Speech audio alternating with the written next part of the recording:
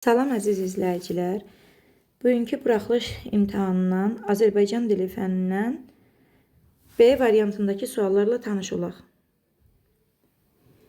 Fələk ömrümüzə saldı ayrılıq. Getdim gözəl, çox gözlədim, gəlmədin. Nümunəsinə əsasən cədvəldəki uyğun fikirləri müəyyən edin. Uyğun dedikdə doğruda doğru, yanlışda isə yanlışları seçməliyik. Feillər eyni zamanda eyni şəkildə işlənmişdir. Əvvəl feilləri tapaq. Saldı, getdin, gözlədim, gəlmədin.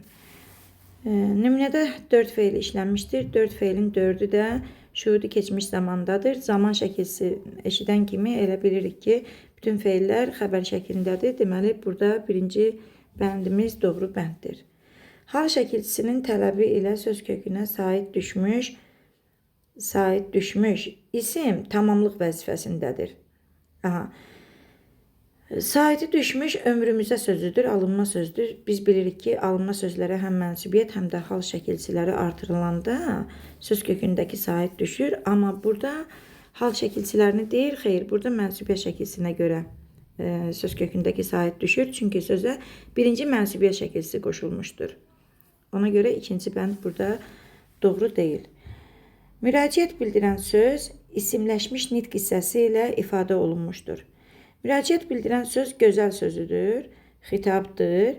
Bilirik, xitabın ifadə vasitəsi isim və ismi birləşmələrdir. Lakin burada xitab sifətlə ifadə olunmuşdur. Yəni, burada sifət isimləşmişdir. Ona görə də üçüncü bəndi də doğru bənd hesab edirik. Yanlışdır bölməsində tərəfində isə quruluşca düzəltmə olan feil əmr şəklində birinci şəxsin təkindədir. Biz bayaq izah elədik ki, bütün feillər xəbər şəklindədir. Elə ona əsasən əmr şəkli burada səhv oldu.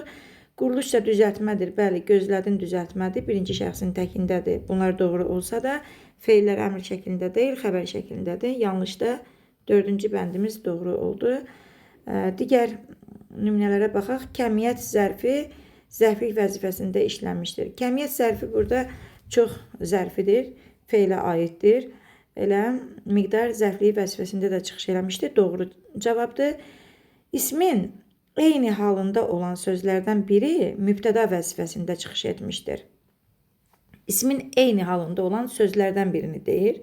Yəni, burada sözlər başqa-başqa nitq hissəsi də ola bildiyindən biz burada fələk mübtəda isimdir. Gözəl də xitab olaraq yenə də adlıq halındadır. Mübtəda da bilirik ki, adlıq halında olan sözdür. Düzdür, burada ömrümüzə isimdir, yönlük halındadır. Ayrılığı təsiri halındadır. Ona görə onları götürmürük. Bu 6-cı bəndimiz də doğru bənd olduğundan testdə tapdığımız bənd 1, 3, 4-cü bəndlər uyğun bəndlərdir. Cavab Y variantıdır. 32 nömrəli testdə cümlədə buraxılmış durğu işarələrinin düzgün işlənmə ardıcıllığını müəyyən edin. Ordu, qaçqınlar, əsirlər, bir sözlə hər kəs bir-birinə dəyib. Həmcins üzvlü mübtədalı cümlədir. Ümləşdirici sözü işlənib hər kəs. Hər kəs ümləşdirici sözündən əvvəl də bir sözlə ifadəsi işlənib. Deməli, qaydaya uyğun olaraq biz bilirik ki, ümləşdirici sözdən əvvəl bir sözlə sözü işlənərsə, o zaman tirə işarəsi ilə ayrılır həmcinsdən və bir sözlə sözündən sonra da vergül işarəsi qoyulur. Buna görə də bəndlərə baxanda ordu vergül, qaçqınlar vergül, əsirlər tirə, yəni T, V hərf birləşməsindən istifadə edərək bunu yadımızda saxlayırıq.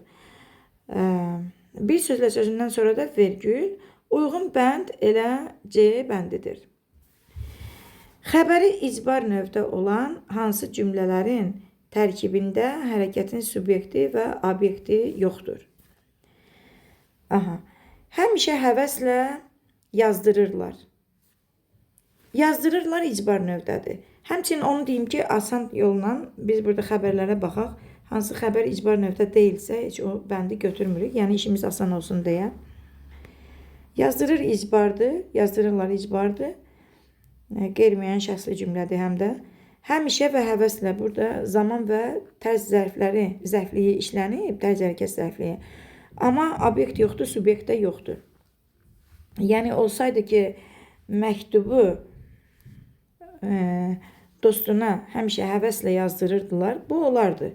Məktubu məsələn obyekt, dostuna subyekt məsələn.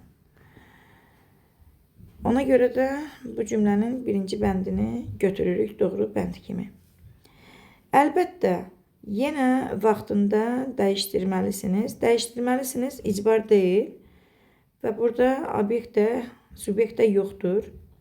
Amma xəbərimiz icbar deyil. Dünən yazdıqlarımız qovluqdadır. Qovluq götürmürük çünki ismi xəbərdir, yəni vaxt itirməyək. Səhərə kimi kəndə daşıtmalıdırlar. Daşıtmalıdırlar feilimiz icbar növdür. Cümlədə də səhərə kimi. Burada qoşmalı söz işlənib, amma kəndə də məkandır, burada da subyekt yoxdur. Bu variantı da götürürük. 1-4 uyğun olaraq bizim C bəndimizdə var. Yeni layihələri mütəxəssislərə hazırladın. Hazırladın icbar olsa da, layihələri burada obyekt var, amma subyekt yenə də yoxdur. Ona görə də doğru cavabımız C bəndidir. Növbəti testin izahına baxaq. Cümlələrdən birinin xəbəri məsdər tərkibi ilə ifadə edilmişdir. Gəlişimizin məqsədi başına ağıl qoymaqdır. Bu bizi çaşdıra bilər. Başına ağıl qoymaq, düzdür, məsdəri görürük burada, amma bu frazeoloji birləşmə olduğuna görə frazeoloji birləşmə tərkib əmələ gətirmir. Deməli, bu variantdan keçdik. Aləmşahbəyimin yeganə çıxış yolu uşaqlarını buradan uzaqlaşdırmaq idi. Nə idi? Uşaqlarını buradan uzaqlaşdırmaq. Nə? Aləmşahbəyimin yeganə çıxış yolu. Elə doğru cavab da məsdər tərkibi olduğundan buradakı B variantını götürürük. Doğru cavab. Digər testlərə də diqqət eləyək.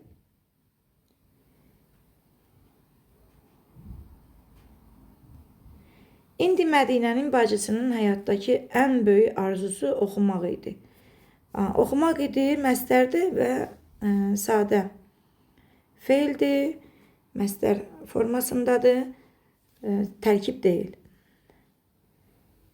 Yayın qızmar günlərində şəhərdə qalmaq heç kəsin ürəyincə deyildi. Nə deyildi? Ürəyincə deyildi. Nə? Yayın qızmar günlərində şəhərdə qalmaq. Yəni mübtəda məsdərdir, amma xəbərdən söhbət gedir. Burada məsdər yoxdur. Məbədə gəlməkdə niyyəti dua etmək idi. Dua etmək də mürəkkəb feildir, məsdər şəklindədir. Yəni bu da tərkib deyil. Ona görə də doğru cavabımız B variantıdır. Frazeoloji birləşməni müəyyən eləyin. Səhv vurulub bu cavab. Yəni mən çox təsir edici bir haldır. Yəni bu test baxan kimi cavab göz qabağındadır. Frazeoloji birləşmə özü məcazi mənada olan tərəfləri ayrılmayan bir birləşmədir. Özündən çıxmaq doğru cavab Y variantıdır. Digər bəndlər isə beşiyi yırğalamaq həqiqi mənada, qapıdan çıxmaq həqiqi mənada, yaxşılıq etmək ol et birləşməsi ilə yaranıb mürəkkəb feil, kömək etmək də həmçinin doğru cavab burada Y bəndi idi.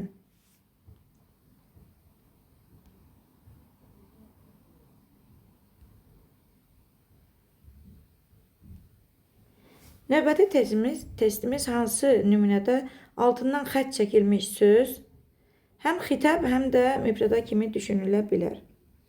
Dostum, Qabil səhərdən evdən çıxıb, amma geri qayıtmayıb. Dostum Qabil, dostumdan sonra vergül var. Qabildən sonra olan vergül çaşdırıcıdır, altından xətt çəkilib, amma bu əlavəyə oxşasa da əlavə tire ilə ayrılır. Aqil, Səfər və Kərim səni axtarırlar. Aqil, Səfər və Kərim səni axtarırlar. Bəli, bu formada tələffüz etsək, yəni intonasiya baxımından da xitab özünü göstərir. Vergül qoyulub, doğrudur. Belə variantda isə Aqil, Səfər və Kərim səni axtarırlar. Bunu iki cür düşünmək olar. Həmcins üzvü, həmcins mübtədalar kimi Doğru bənd B bəndidir. Bilirmi Kamil ağıllı oğlandır? Kamil burada diqqət eləyək, kiçik hərfdir, amma adam adı deyil.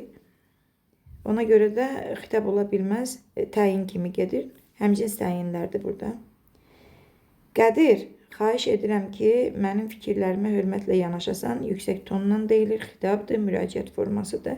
İkinci mübtəda kimi oxumaq mümkün deyil. Əvvəlcədən deyim ki, Sabir hələ də tapşırıqları düzgün yerinə yetirməmişdir. Burada da Sabir mübtədadır, xitab deyildir. Doğru cavab B bəndidir. 37 nömrəli testin izahına baxaq. Verilmiş cümlələr əsasında cədvəldəki uyğun fikirləri müəyyən eləyin. Bir qədər çətin tipli testdir, amma izah edək. Onlarla həll olunmamış məsələyə birgə baxış keçirilsə də, yenə də bir neçə işi yekunlaşdırmaq mümkün olmadı. Onlarca insanın gözü qabağında baş verən bu hadisə bir çox qəzetlərdə dəfələrlə işıqlandırılmışdı. Nümunələrin hər ikisinə aiddir. Hər iki nümunəyə aiddir. Kökü omonim olan saydan yaranmış söz işlənmişdir. Yəni burada saydan yaranan bir söz istəyir. Bu da birgə sözü. Sözü zərfdir, birgə saydan yaranıb. Amma digər cümləyə baxaq. Onlarca insanın gözü qabağında baş verən bir çox. Bəli, ikinci cümlədə bu yoxdur. Ona görə biz birinci bənddən keçirik. Fe'li birləşmələrin asılı tərəfinə aid olan say var. Əvvəl fe'li birləşmələri tapaq, sonra onların asılı tərəfini tapaq, sonra asılı tərəfində sayın olmasına diqqət eləyək. Birinci cümlədə onlarla həll olunmamış məsələyə birgə baxış keçirilsə, yenə də bir neçə işi yekunlaşdırmamaq. Burada fe'li birləşmədir. Bir neçə saydı. Deməli, biz bunu nə edirik? Götürürük. Doğru hesab edirik. Bir neçə işi yekunlaşdırmamaq. Fe'li birləşmədə asılı tərəfi saydı. Birincidə var. Onlarca insanın gözü qabağında baş verən bu hadisədə bir çox qəzetlərdə onlarca insanın gözü qabağında baş verən bu hadisə bir çox qəzetlərdə dəfələrlə işıqlandırılmışdır. Burada da onlarca sözü var. Bəli, ikinci bəndi uyğun olaraq düzgün götürürük. Yəni burada hər ikisinə aid xüsusiyyətlər əks olunub. Rəqəmlə yazıla bilməyən say işlənmişdir. Rəqəmlə yazıla bilməyən say qeyri-müəyyən saylardır ki, bu cümlədə diqqətimizi çəkdi. Birinci cümlədə bir neçə, ikinci cümlədə də bir çox qəzetlərdə. Bu da bizim 2-3 bizim doğru cavabımızdır. Yəni buradakı fikirlər hər iki cümləyə aiddir. Nümunələrin yalnız birinə aiddir. Neçə say işləndiyini dəqiq müəyyən etmək mümkün deyil. Cümlələrə baxırıq. Onlarla bunu həm əvəzlik kimi də düşünmək olar. Üçüncü şəxsdə. Həm də onlarla qeyri-müəyyən say kimi də düşünmək olar. Ona görə bunu dəqiq demək mümkün deyil. Amma digərində isə bir neçə say işlənib burada. Onlarca insanın, nə qədər insanın onlarca dəqiq saydır, bir çox da dəqiq saydır. Ona görə birinə aiddir, digərinə isə aid deyil. Yəni birincisində dəqiq düşünmək olmaz. Ona əvəzlik kimi də biz düşünə bilərik. Nümunələrin yalnız birinə neçə say işləndiyini dəqiq demək mümkün olmur. Ona görə burada birini götürürük.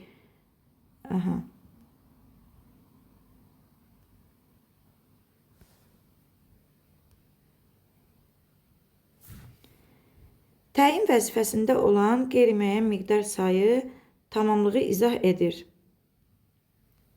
Təyin vəzifəsində olan say. Onlarca həll olunmuş bu tərkibə aiddir. Bir neçə işi yekunlaşdırmaq. Bu da tərkibə daxil olduğu üçün burada təyin kimi işlənmir. İkinci cümlədə onlarca insanın gözü qarşısında baş verən bu hadisə bir çox qəzetlərdə, nədə? Qəzetlərdə. Hansı qəzetlərdə? Bir çox qəzetlərdə. Bu da doğrudur. Təyin kimi götürmək mümkündür. 4-ü də 5-ci bəndi də götürürük. Saylara aid olduğu isim, sayla aid olduğu isim arasında numerativ sözdən istifadə edilməmişdir. Bu doğru bənddir. Mən nümunələrin heç birində numerativ söz görmədim.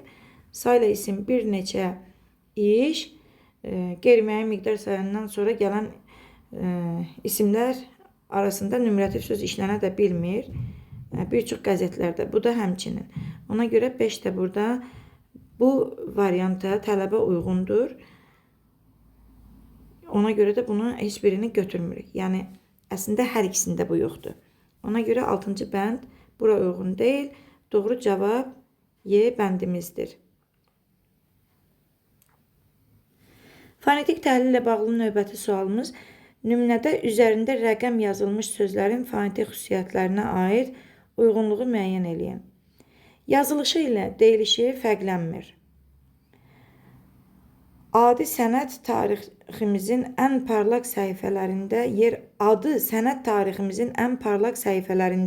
yer alan böyük əməlləri olan şəxsiyyətlərdən biri də Ələsgər Ələsgərovdur. Adı sənət tariximizin, sənət sözü, yəni tələffüzü dəyişmir. Olduğu kimi qalan sözdür. Digərinə də baxaq. Parlaq, parlaq x tələffüz olunur, tələffüz dəyişilir. Səhifələrində yenə də tələffüzü dəyişilmir. Ona görə birinci bəndə 1 və 3-cü sözləri seçirik. 1 və 3-cü sözləri seçirik. Digərlərinə baxaq. B və D variantları müqayisəli olsun. İkinci tələbə baxaq. Səs və hərf tərkiblərinin sayı bərabər deyil.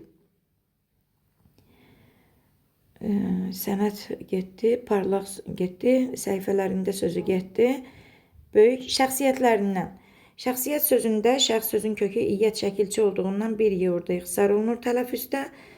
Deməli, 5-ci də gedir 2-ci bəndə. Tərkibində kar samit işlənməmişdir. Böyük sözündən sonra sait gəldiyindən ki, y yox, əsl y kimi oxunur. Qayda da vardı ki, o zaman y oxunur ki, ondan sonra saitlə başlanan söz gəlsin. Doğru cavabımız D bəndidir.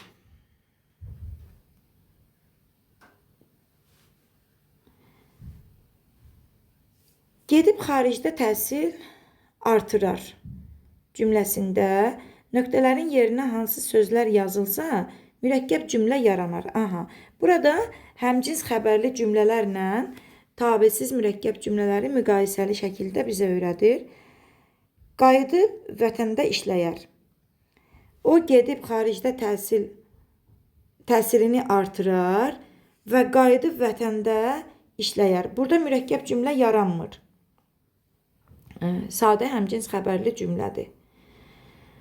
O xaricdə təhsilini artırar, atası arzusuna çatar. Bəli, atası isə qarşılıq bildirən tabesiz mürəkkəb cümlədir, qarşılıq əlaqəsi. Və yaxud atası da arzusuna çatar. Bu cürdə işlətmək olar. Ona görə ikinci bəndi uyğun götürürük. Elə orada bir iş tapıb işləyər. O gedib xaricdə təhsilini artırar, elə orada da bir iş tapıb işləyər. Bu da həmcinslik yaradan sadə cümlədir. Həmcins xəbərli sadə cümlədir. Elə orada bir iş tapıb işləyər. Nə tapar? İş tapıb işləyər.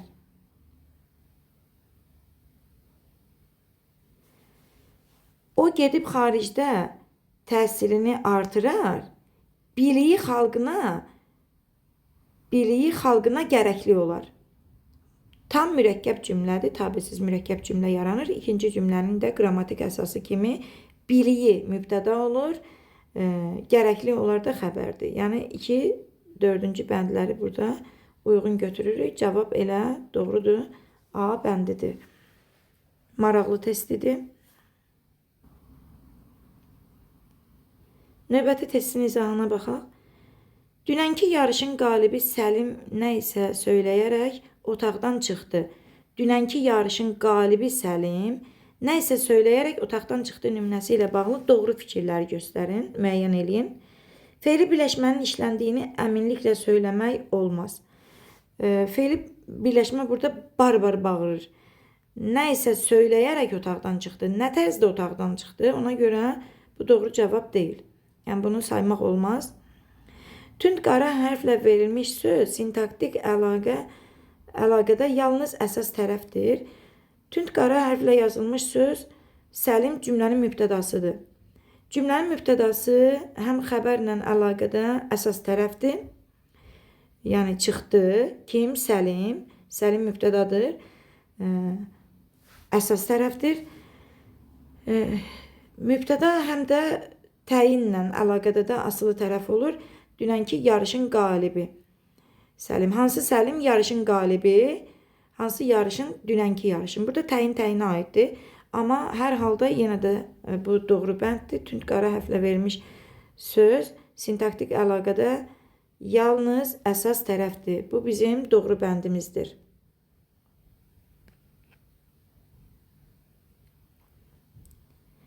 Çıxışlıq hal şəkilçili söz tabellik əlaqəsində asılı tərəfdir. Çıxışlıq hal şəkilsində olan söz otaqdan çıxdı.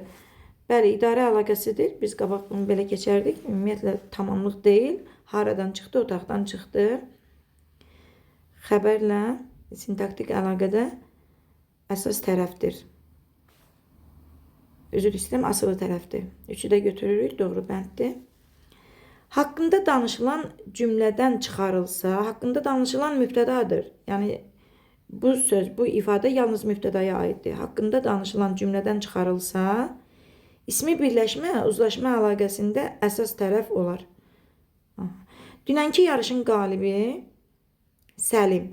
Səlimi cümlədən çıxarsaq, dünənki yarışın qalibi nə isə söyləyərək otaqdan çıxdı. Yarışın qalibi cümlənin mübtədası olur. Ona görə də burada doğru cavab 4-cü bəndi də götürürük. B bəndi artıq bizim doğru cavabımızdır. Xəbər tamamlıq və zərfliklə sintaktik əlaqədə olar. Burada zərflik vardı, otaqdan çıxdı, yer zərfliyidir. İsimlə ifadə olunub, amma cümlədə tamamlıq olmadığından bu cavab da doğru sayılmır. Növbəti izahımızda isə mətnlərlə bağlı sizinlə həmsöhbət olarıq.